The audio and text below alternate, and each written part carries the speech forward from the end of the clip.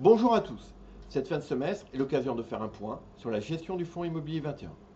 Tout d'abord, au niveau des encours. Grâce à une collecte nette de 22 millions d'euros, l'encours du fonds au 30 juin est de 153 millions d'euros. Concernant l'actualité des foncières, les publications du T1 ont validé la poursuite de la bonne croissance organique locative observée dans les centres commerciaux et le résidentiel allemand.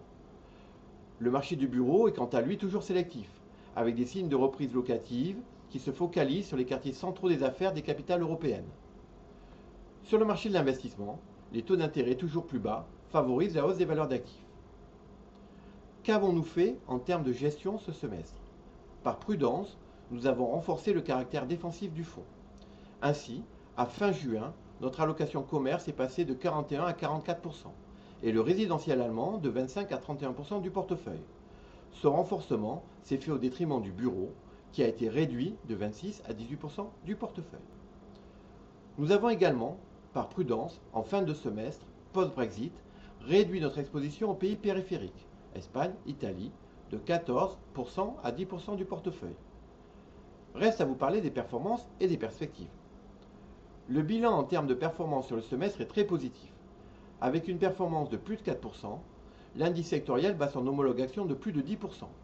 Cette excellente performance relative témoigne du potentiel de diversification du secteur.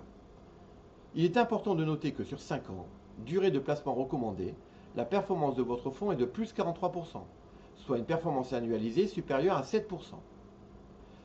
Satisfaction du développement des encours, satisfaction de la performance à court terme et moyen terme, satisfaction au regard du potentiel de diversification.